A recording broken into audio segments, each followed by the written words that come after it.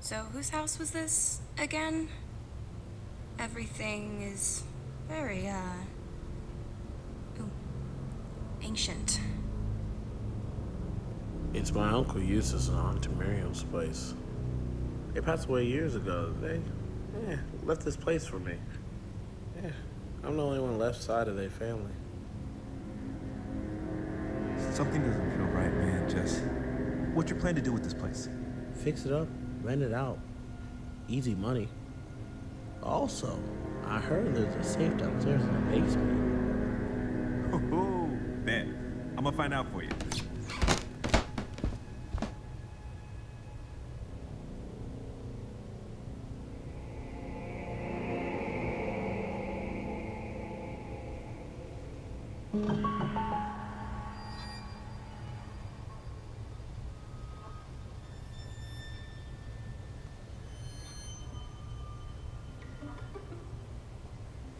Alien encounters?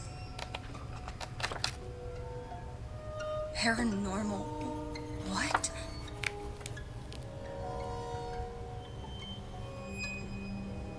Beware of the curse. Dude, check this out. It's gotta be like some ancient relic thing. It's gotta be worth at least $1 million. No, $1 billion.